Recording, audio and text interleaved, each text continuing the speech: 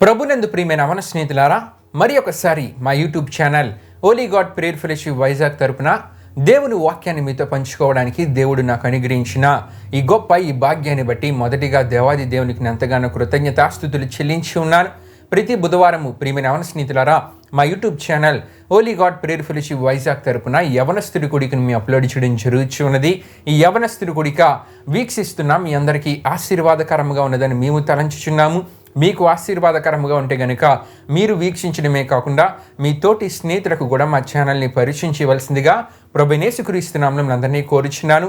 తద్వారా దేవుడు మాకు ఇచ్చిన ప్రేరేపణలో నడిపింపబడుతున్న మా ఈ పరిచర్యలో మీరు కూడా పాలిభాగస్తులు కావాల్సిందిగా ప్రభువైన యేసుక్రీస్తు నామములో అందరినీ కోరుచున్నానండి. దేవునికి స్తోత్రం, హల్లెలూయా. ప్రియమైన అవన స్నేహితులారా, మరి గత వారము నుండి దేవుని వాక్యంలో నుండి రాజ్యాధిపతులలో ఉన్న యవనులు అనే అంశ సందేశాన్ని మనం ధ్యానం చేసుకుంటూ రావడం జరుగుతున్నది.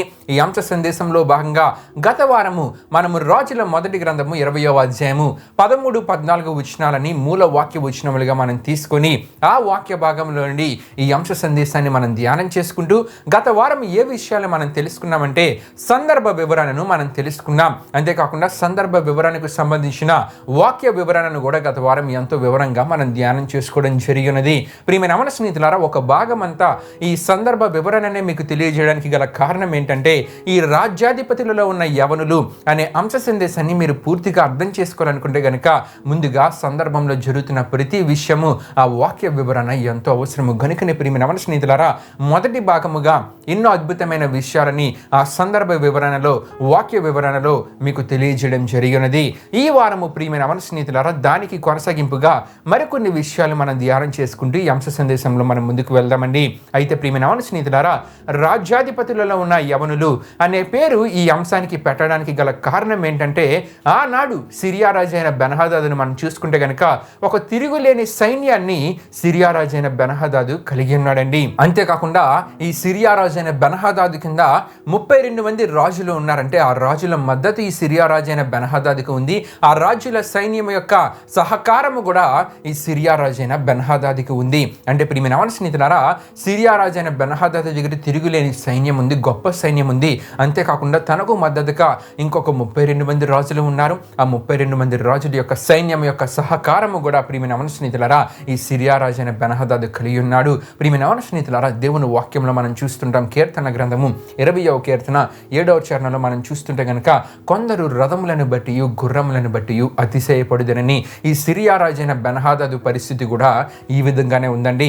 తన దగ్గర ఉన్న సైన్యం బట్టి, అంతేకాకుండా తన కింద ఉన్న ఆ 32 మంది రాజులు, ఆ 32 మంది రాజులు కలిగి ఉన్న సైన్యంను బట్టి ఇతడు గర్వించి అతిశయపడి ఏం చేశాడంటే ఇశ్రాయేలు వారి మీదకి, ఇశ్రాయేలు దేశాన్ని స్వాధీనం చేసుకోవడానికి, తన సొంతము చేసుకోవడానికి యుద్ధానికి బయలుదేరిన వానిగా ఈ సిరియా రాజు అయిన బెన్హదదుని మనం చూస్తూ ఉంటాం. అంటే తన కిందన ఉన్న సైన్యము, తన కిందన ఉన్న 32 మంది రాజుల మద్దతు, అంతేకాకుండా వారి యొక్క సైనికుల సహకారాన్ని బట్టి ఈ సిరియా రాజు అయిన బెన్హదదు ఏమవుతున్నాడండి, గర్వపడుతూ ఉన్నాడు, అతిశయిస్తూ ఉన్నాడు. ప్రియమైన అవన స్నేహితులారా, ఈ దినాల్లో సమాజంలో ఇటువంటి భ్రష్టులు మనకి కనబడుతూ ఉంటారు.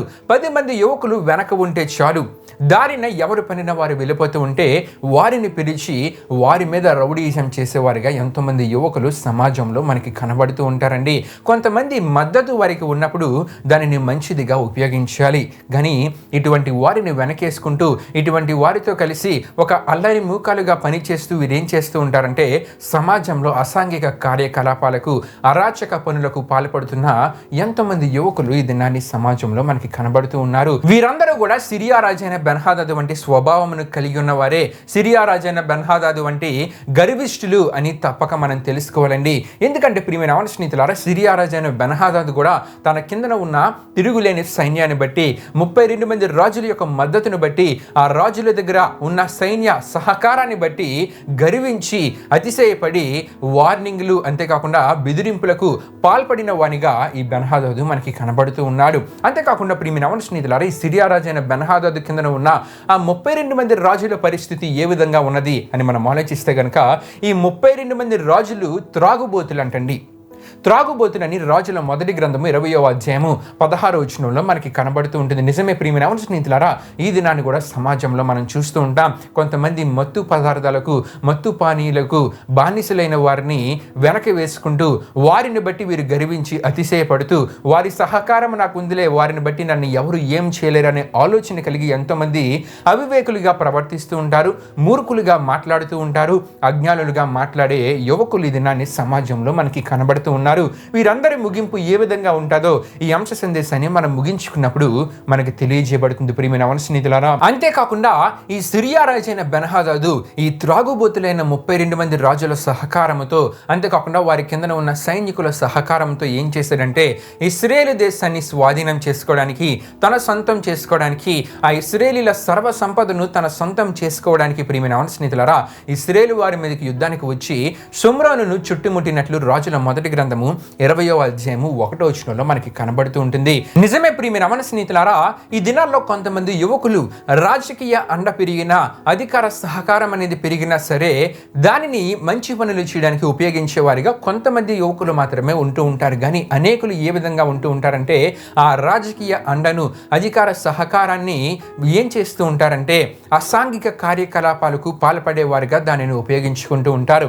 ఇంకొంతమంది అన్యాయంగా వారికి నచ్చిన వారి మీద దాడులు చేసేవారిగా మారిపోతూ ఉంటారు. ఇంకొంతమంది వారు చేసిన తప్పును సమర్థించుకుంటూ, తప్పులను ఒప్పుకొనకుండా చలామణి నీచాతి నీచులుగా కొంతమంది యువకులు తయారవుతూ ఉంటారు. ప్రియమైన స్నేహితులారా, ఇటువంటి వారందరూ ఆనాడు అధికార ప్రోద్బలంతో ఇశ్రాయేలు వారి మీద దాడి చేయడానికి ముందుకు వచ్చిన ఈ సిరియా రాజైన బెన్హదదుని పోలిన వారి అనే విషయాన్ని తప్పక మనం గ్రహించాలి. ఎందుకంటే ప్రియమైన స్నేహితులారా, అధికారం అనేది ఇచ్చేవాడు దేవుడే. అధికారము దేవుడు ఎందుకు ఇస్తారంటే మంచిని చేయడానికి దేవుడు ఇస్తూ ఉంటారు. అధికారాన్ని బట్టి విర్రవేగమని కాదు, అధికారాన్ని బట్టి నోటికి వచ్చినట్లు బూతులు మాట్లాడమని కాదు, అధికారాన్ని బట్టి ఇతరులను దూషించమని కాదు, అధికారాన్ని బట్టి భౌతిక దాడులు చేయమని కాదు, అధికారాన్ని బట్టి అన్యాయంగా ప్రవర్తించమని కాదు, అధికారాన్ని బట్టి బలహీనులుగా ఉన్న వారిని బెదిరించమని కానే కాదు. ప్రియమైన స్నేహితులారా, ఈ అధికారాన్ని దేవుడు మంచి చేయడానికే అందరికీ ఇస్తూ ఉంటారు. ప్రియమైన స్నేహితులారా, ఇది సమాజంలో జరుగుతున్న పరిస్థితులని అంశ సందేశంలో కలిపి మీకు తెలియజేయడానికి గల కారణం ఏంటంటే వాక్యాన్ని వాక్యంగా తెలియజేస్తే గనుక ప్రతి విషయాన్ని అందరూ అర్థం చేసుకోలేరు గనుక ఈ విషయాలను కూడా ఇందులో కలిపి మీకు తెలియజేయడం జరుగుతున్నది. ప్రియమైన స్నేహితులారా, నిజమే ప్రియమైన స్నేహితులారా, ఈ సిరియా రాజైన బెన్హదదు వంటి వారే కొన్ని సందర్భాలలో మనం చదువుకునే కాలేజీల్లో మనకు ఎదురవుతూ ఉంటారు.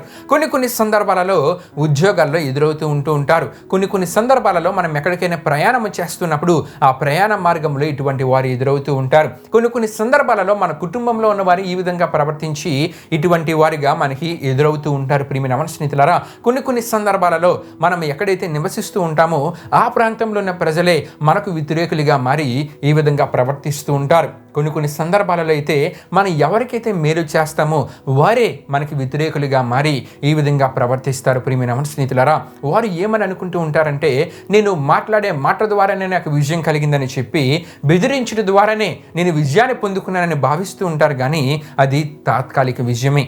ఎందుకంటే వారు మాట్లాడే మాటను బట్టి వారిలో వారు అనుకుంటూ ఉంటారు, నేను మాట్లాడాను, వారిని బెదిరించాను గనుక వాడు భయపడ్డాడు గనుక నాకు ఇక్కడ విజయం లభించిందని చెప్పి వాడిగా తలస్తూ ఉంటాడు. ప్రియమైన స్నేహితులారా, ఈ విధంగానే సిరియా రాజైన బెన్హదదు కూడా ఇశ్రాయేలు వారు మౌనంగా ఉండడాన్ని బట్టి, ఇశ్రాయేలు రాజైన రాహాబు మౌనంగా ఉండడాన్ని బట్టి ఈ విధంగానే తలంచాడు. అయితే ప్రియమైన స్నేహితులారా, ఇశ్రాయేలు రాజైన ఆహాబు ఇశ్రాయేలు ప్రజలు మౌనంగా ఉన్నట్లు ఇశ్రాయేలు ప్రజల యొక్క ఆధారమైన దేవుడు మౌనముగా ఉండేవాడు కాడండి. దేవునికి స్తోత్రం. హల్లెలూయా, హల్లెలూయా. ఎందుకంటే ఆయన జీవము గల దేవుడు. ఆయన ప్రజల జోలికి ఎవరైనా వస్తే వారిని చీల్చి చెండాడేవాడు. ప్రియమైన స్నేహితులారా, ఈ విషయాలు మీరు తెలుసుకోవాలనుకుంటే కనుక కీర్తనల గ్రంథము 50వ కీర్తన 22వ చరణం ద్వారా, ద్వితీయోపదేశ కాండము 32వ అధ్యాయం 35వ వచనం ద్వారా, ద్వితీయోపదేశ కాండం 32వ అధ్యాయం 39, 43 వచనాల ద్వారా, అపోస్తులైన పౌలు గారు ఇబ్రీయులకు రాసిన పత్రిక 10వ అధ్యాయం 31వ వచనం ద్వారా, అపోస్తులైన పౌలు గారు ఇబ్రీయులకు రాసిన పత్రిక 2వ అధ్యాయం 29వ వచనం ద్వారా, దానియేలు గ్రంథం 6వ అధ్యాయము 20, 23, 24 వచనాల ద్వారా, ప్రకటన గ్రంథము 5వ అధ్యాయం 5వ వచనం ద్వారా మనకి ఈ విషయాలు తెలియజేయబడుతూ ఉంటాయండి. దేవునికి స్తోత్రం. హల్లెలూయా, హల్లెలూయా. గనుకనే ప్రియమైన యెహోవా స్నేహితులారా, యెహోవా దేవుడు ఇశ్రాయేలు రాజైన ఆహాబు దగ్గరికి తన ప్రవక్తను పంపించి ఈ విధంగా వాగ్దానాన్ని ఇచ్చినట్లు రాజుల మొదటి గ్రంథము 20వ అధ్యాయం 13వ వచనంలో మనం చూస్తూ ఉంటాం. అక్కడ ఏమని రాయబడి ఉంటుందంటే, యెహోవా సెలవిచ్చినదేమనగా, ఈ గొప్ప దండంతయు నీవు చూచితివే, నేను యెహోవానని నీవు గ్రహించినట్లు నేడు దానిని నీ చేతికి అప్పగించుదనని తన ప్రవక్త ద్వారా ఒక వాగ్దానపు మాటను రాజైన ఆహాబుకు తెలియజేసినట్లు దేవుని వాక్యంలో మనం చూస్తూ ఉన్నాం. దేవునికి స్తోత్రం. హల్లెలూయా, హల్లెలూయా. ప్రియమైన యెహోవా స్నేహితులారా, ఇక్కడే ప్రతి ఒక్కరిలో ఒక తలంపు, ఒక ఆలోచన కలుగుతూ ఉంటుంది. ఏమిటి ఆ తలంపు అని మనం ఆలోచిస్తే గనుక, ఈ ఇశ్రాయేలు రాజైన ఆహాబు బహు దుర్మార్గుడు కదండి. దుర్మార్గపు క్రియలు చేసేవాడు కదా, పాపపు క్రియలు చేసేవాడు కదా, దేవుని విడిచిపెట్టిన వాడు కదా. మరి దేవుడు ఈ సమయంలో తనకి సహాయం చేయడానికి ఈ సిరియా రాజైన బెన్హదదుకి తనని విడిచిపెట్టేస్తే పోయేది కదా, ఒక గుణపాఠం అనేది ఇశ్రాయేలు రాజైన ఆహాబుకు కలిగేది కదా అని చెప్పి చాలా మందిలో ఒక ప్రశ్న, ఒక తలంపు అనేది కలుగుతూ ఉంటుంది. కానీ ప్రియమైన యెహోవా స్నేహితులారా, దేవుని గురించి మనం ఆలోచిస్తున్నప్పుడు దేవుని వాక్యంలో ఒక విషయం మనకి కనబడుతూ ఉంటుంది. యెషయా గ్రంథంలో మనం చూస్తూ ఉంటే గనక, నా తలంపులు మీ తలంపులు వంటివి కావు, మీ త్రోవలు నా త్రోవలు వంటివి కావు, ఇదే యెహోవా వాక్కు. ఆకాశములు భూమికి పైన ఎంత ఎత్తుగా ఉన్నవో మీ మార్గములు కంటే నా మార్గములు, మీ తలంపుల కంటే నా తలంపులు అంత ఎత్తుగా ఉన్నవని యెషయా ప్రవక్త ద్వారా దేవుడు ఇశ్రాయేలుకి తెలియజేస్తున్నట్లు మనం చూస్తున్నాం. దేవునికి స్తోత్రం. హల్లెలూయా, హల్లెలూయా. అంటే ప్రియమైన యెహోవా స్నేహితులారా, దేవుని తలంపులు మన తలంపులు వంటివి కాదు, దేవుని ఆలోచనలు మన ఆలోచన వంటివి కాదు. ప్రియమైన యెహోవా స్నేహితులారా, దేవుడు ఒక వ్యక్తి మారు మనసు కొరకు, ఒక వ్యక్తిలో మార్పు రావాలి, అతడు ఎంత దుర్మార్గుడైనా సరే వాడు మారాలని దేవుడు అనుకుంటే గనుక వాని ఎడల దేవుడు ఎంతో దీర్ఘశాంతాన్ని చూపిస్తారండి. దేవునికి స్తోత్రం. హల్లెలూయా, హల్లెలూయా. ఎంతో దీర్ఘశాంతాన్ని వాడి ఎడల దేవుడు కలిగి ఉంటారు. ఈ విధంగానే ఇశ్రాయేలు రాజైన ఆహాబు గురించి మనం ఆలోచిస్తే గనక, ఇశ్రాయేలు రాజైన ఆహాబు బహు దుర్మార్గుడే, కానీ దేవుడు తన ఎడల దీర్ఘశాంతాన్ని కలిగి ఉన్నాడు. తను మారు మనసు పొందాలి, పశ్చాత్తాపపడాలి, తన తప్పును తాను గ్రహించాలి, మరలా తన వైపు తిరిగి దేవుని సంబంధిగా ఇశ్రాయేలు రాజైన ఆహాబు మారాలని చెప్పి దేవుడు ఉద్దేశించి దీర్ఘశాంతాన్ని కలిగి దేవుడు ఏమని ఉద్దేశించారంటే, ఎలాగైనా సరే యుద్ధంలో ఈ సిరియా రాజైన బెన్హదదు మీద, తన వెనక ఉన్న 32 మంది రాజుల ఆ మద్దతుదారులు ఉన్నారు, వీరందరి మీద ఈ యుద్ధంలో విజయాన్ని ఇశ్రాయేలు రాజైన ఆహాబుకు కలుగు చేసి, తద్వారా ఇశ్రాయేలు రాజైన ఆహాబులో పశ్చాత్తాపము కలుగుతుందేమో, మరలా నా వైపు తిరుగుతాడేమో, ఇశ్రాయేలు వారందరినీ మంచి మార్గంలో నడిపిస్తారేమో అని చెప్పి దేవుడు ఒక ఉద్దేశాన్ని కలిగి ఇశ్రాయేలు రాజైన ఆహాబు ఎడల దేవుడు ఏం చేశారంటే దీర్ఘశాంతాన్ని కలిగి ఉన్నారండి. దేవునికి స్తోత్రం. హల్లెలూయా, హల్లెలూయా. అంతేకాకుండా ఇశ్రాయేలు రాజైన ఆహాబు తన భార్య అయిన ఇజబెల్ యొక్క విశ్వాస ఆరాధ్య దైవాలైన ఆషేరా బయలు వైపు నుండి దేవుని వైపు తిరగాలి. దానికి గల కారణం ఏంటంటే, అవి ఇవ్వలేని విజయాలు దేవుడు సిరియా రాజైన బెన్హదదు మీద ఇశ్రాయేలు రాజైన ఆహాబుకి దయచేయబోతున్నారు. దేవునికి స్తోత్రం. హల్లెలూయా, హల్లెలూయా. విజయాన్ని ఇవ్వబోతున్నారు. అంతేకాకుండా ప్రియమైన యెహోవా స్నేహితులారా, ఆ విజయాన్ని కలుగు చేస్తానని ముందుగానే తన ప్రవక్త ద్వారా ఇశ్రాయేలు రాజైన ఆహాబుకు తెలియజేయడం ద్వారా ఒక మానసిక ధైర్యాన్ని దేవుడు ఆహాబులో కలుగు చేశారండి. ఈ ఉద్దేశాన్ని దేవుడు కలిగినటకు, ఇటువంటి తలంపులు దేవుడు కలిగినటకు గల కారణం ఏంటంటే, ఇశ్రాయేలు రాజైన ఆహాబు నిజ దేవుడి దగ్గరికి మరలా రావాలి, తన కుటుంబంలో మారు మనసు రావాలి, ఇశ్రాయేలు వారందరినీ మంచి మార్గంలో నడిపించాలని చెప్పి బహు దుర్మార్గుడిగా ఆహాబు రాజు ఉన్నప్పటికీ ప్రియమైన యెహోవా స్నేహితులారా, ఈ యుద్ధంలో విజయాన్ని ఇచ్చట ద్వారా తన నుండి దేవుడు ఎటువంటి మార్పును కోరుకుంటున్నారో తెలియపరచుటకే యుద్ధంలో దేవుడు విజయాన్ని ఇవ్వడానికి ఉద్దేశించినట్లు దేవుని వాక్యంలో మనం చూస్తూ ఉన్నాం. దేవునికి స్తోత్రం. హల్లెలూయా, హల్లెలూయా. అంతేకాదు ప్రియమైన యెహోవా స్నేహితులారా, తన భార్య అయిన ఇజబెలు ఆరాధిస్తున్న విశ్వాస ఆరాధ్య దైవాలైన ఆషేరా బయలు ద్వారా తనకు విజయము కలగదు, నేనే నీకు విజయాన్ని ఇవ్వబోతున్నానని చెప్పి తన ప్రవక్త ద్వారా ముందుగానే దేవుడు తనకి తెలియజేశారు. ఈ రాజుల మొదటి గ్రంథము 20వ అధ్యాయం 13వ వచనంలో మనం చూసినప్పుడు, నేను యెహోవానని నీవు గ్రహించినట్లు అని అక్కడ మనకి కనబడుతూ ఉంటుందంటే, నేనే దేవుడినని నీవు గ్రహించినట్లు ఈ యుద్ధంలో నీకు విజయాన్ని ఇవ్వబోతున్నానని చెప్పి దేవుడు తన ప్రవక్త ద్వారా తెలియజేశారు. అయితే ప్రియమైన యెహోవా స్నేహితులారా, ఈ సందర్భంలో కొన్ని ప్రాముఖ్యమైన విషయాలను మీకు తెలియజేయాలని ఆశపడుచున్నానండి. దుష్టులుగా జీవించేవారు, దుర్మార్గులుగా జీవించేవారి విషయమై దేవుడు ఎటువంటి మనస్సుని కలిగి ఉంటారో, వారిలో మార్పు రావడం కొరకు దేవుడు ఎటువంటి మనసుని కలిగి ఉంటారు, ఈ సందర్భంలో కొన్ని విషయాలను మనం తెలుసుకుందాం. యెహెజ్కేలు గ్రంథము 18వ అధ్యాయం 23వ వచనంలో మనం చూస్తే గనుక, దుష్టులు మరణము నొందుట చేత నాకు ఏమాత్రమైన సంతోషము కలుగునా, వారు తమ ప్రవర్తనను దిద్దుకొని బ్రతుకుటయ్యే నాకు సంతోషము, ఇదే ప్రభువుకు యెహోవా వాక్కు అని సెలవిచ్చినట్లు అక్కడ మనం చూస్తూ ఉంటాం. అంతేకాకుండా ప్రియమైన యెహోవా స్నేహితులారా, ఈ దుష్టుల మార్పు విషయమై, దుర్మార్గుల మార్పు విషయమై మీరు ఇంకా విషయాలు తెలుసుకోవాలనుకుంటే గనుక యెహెజ్కేలు గ్రంథము 18వ అధ్యాయం 27, 28, 31, 32 చదువుట ద్వారా దేవుని అద్భుతమైన ప్రేమ గల మనస్సు గురించి మీరు తెలుసుకోగలరండి. దేవునికి స్తోత్రం. హల్లెలూయా, హల్లెలూయా. గనుక ప్రియమైన మన స్నేహితులారా, పరిశుద్ధ గ్రంథమైన బైబిల్లో ఉన్న దేవుడు ఎటువంటి దుర్మార్గుడైనా, దుష్టుడైనా, పాపి అయినా తనలో మార్పు కలగాలని చెప్పి దీర్ఘశాంతంతో కనిపెట్టేవాడండి. ఆయన దీర్ఘశాంతాన్ని మనం చులకన చేయకూడదు. ఈ వాక్యాన్ని వింటున్న మీలో ఎవరిలోనైనా ఇంకా పాపం ఉన్నా సరే, దుర్మార్గులుగా ప్రవర్తించేటువంటి జీవిత విధానం ఉన్నా సరే, దానిని విడిచిపెట్టి దేవుడు మీ ఎడలో చూపిస్తున్న దీర్ఘశాంతాన్ని చులకనగా చూడక మీలో ఉన్న పాపాన్ని విడిచి, ఆ దుర్మార్గపు క్రియలను విడిచి పశ్చాత్తాపడి దేవుని దగ్గరికి వచ్చి దేవునికి ప్రార్థించి దేవుని క్షమాపణను మీరు కోరుకున్నట్లయితే దేవుడు తప్పక మీ పాపాలన్నింటినీ క్షమించి మీలో ఉన్న దుర్మార్గపు క్రియలన్నిటి నుండి మీకు విడుదలను కలుగు చేసి మీలో ఒక నూతన జీవితాన్ని దేవుడు కలుగు చేసి ప్రియమైన ఎవరి స్నేహితులారా, ఏహ సంబంధమైన పర సంబంధమైన దీవెనలు, ఆశీర్వాదాలు మీ జీవితాలలో దయచేయడానికి దేవుడు సిద్ధంగా ఉన్నారు. ఎందుకంటే ఒక పాపిగా మరణించడము దేవునికి ఇష్టం లేదు. వానిలో మారు మనసు రావాలని చెప్పి దీర్ఘశాంతంతో దేవుడు కనిపెడుతూ ఉంటారు. గనుక దేవుడు మీ ఎడల చూపిస్తున్న దీర్ఘశాంతాన్ని చులకన చేయక దేవుని దగ్గరికి వచ్చి పశ్చాత్తాపడి ప్రార్థించినట్లయితే దేవుడు మీ జీవితాల్లో కార్యాలు చేసే దేవుడు మీలో ఉన్న పాపము నుండి మిమ్మల్ని దూరం చేసి ఒక నూతన జీవితాన్ని ఇచ్చి గొప్పగా దీవించి ఆశీర్వదించే దేవుడు. దేవునికి స్తోత్రం. హల్లెలూయా, హల్లెలూయా. అయితే ప్రియమైన మన స్నేహితులారా, ఇశ్రాయేలు రాజైన ఆహాబుకి దేవుడు యుద్ధంలో విజయాన్ని ఇచ్చిన తర్వాత కనీసం ఇశ్రాయేలు రాజైన ఆహాబులో మార్పు అనేది కలిగిందా లేదో అనే విషయాన్ని మనం ధ్యానం చేసుకునే ముందు దేవుడు ఒక మాటని ఇశ్రాయేలు రాజైన ఆహాబుతో అన్నారు. యుద్ధం అనేది నీవు ప్రారంభించి, కానీ యుద్ధంలో విజయాన్ని నేను ఈ 232 మంది రాజ్యాధిపతులలో ఉన్న యవనుల ద్వారా నీకు ఇవ్వబోతున్నానని చెప్పి దేవుడు తన ప్రవక్త ద్వారా తెలియజేశారు. దేవుడి 232 మంది రాజ్యాధిపతులలో ఉన్న యవనుల ద్వారా యుద్ధంలో విజయాన్ని ఇవ్వడానికి గల కారణం ఏంటి, ఇంతకీ వారు కలిగి ఉన్న మంచి ఆత్మీయ గుణలక్షణాలు ఏంటో వచ్చేవారు మనం ధ్యానం చేసుకుంటూ ఈ అంశ సందేశంలో మనం ముందుకు వెళ్దామండి. దేవుడి పరిశుద్ధ వాక్యాన్ని మన వెనుకల్లో దీవించునుగాక. ఆమేన్. ప్రియమైన యవన స్నేహితులారా, ఈ యవనస్తుడి కొడుకును ముగింపు ప్రార్థనతో మనం ముగించుకుందాం. అందరూ కళ్ళు మూసుకొని తలలు ఉంచుకొని ప్రార్థనలో నాతో పాటు ఏకీభవించవలసిందిగా ప్రభువైన యేసుక్రీస్తు నామములో అందరినీ కోరుచున్నానండి. ప్రార్థన చేసుకుందాం. మహిమ స్వరూపైన మా ప్రభువా, జీవాధిపతి యేసయ్యా, నీ ఘనమైన నామానికే మహిమ, ఘనత, ప్రభావాన్ని చెల్లించినాం దేవా. ఇప్పుడు వరకు జరిగిన యవనస్తుడి కొడుకులో మాతో పాటు తోడుగు నిన్ను నడిపించిన దేవా, మీకే వేలాది వందనములు, కృతజ్ఞతాస్తుతులు చెల్లించిన వేశాం. మరి ఎన్నో అద్భుతమైన విషయాలను ధ్యానం చేసుకోవడానికి, ఎన్నో హెచ్చరికపు విషయాలను తెలియజేయడానికి మీ కృపను నాకు అనుగ్రహించిన దేవా.